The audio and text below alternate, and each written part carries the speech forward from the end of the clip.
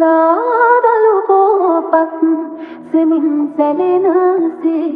යශෝදරාදේ NNW on the beat. වාවුන් පරිතන රහසේ හැඩුවා තෙර සංසාරේ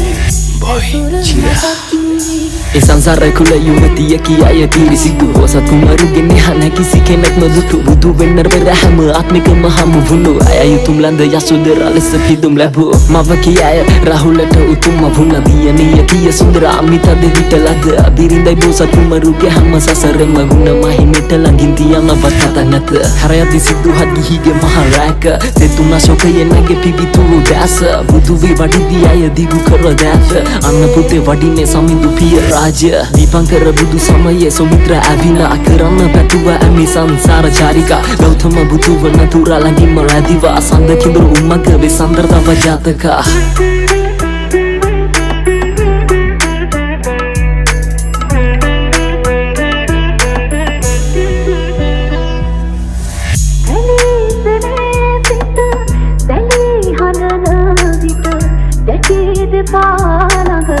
යශෝදරාවෝ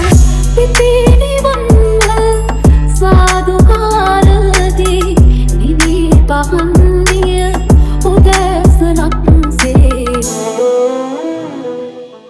ලාදලු පොපත් සෙමින් සැලෙනසේ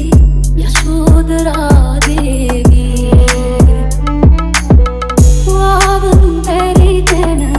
රහසේ හැඩුවා තෙර සංසාරේ ඇසුර මතක් වී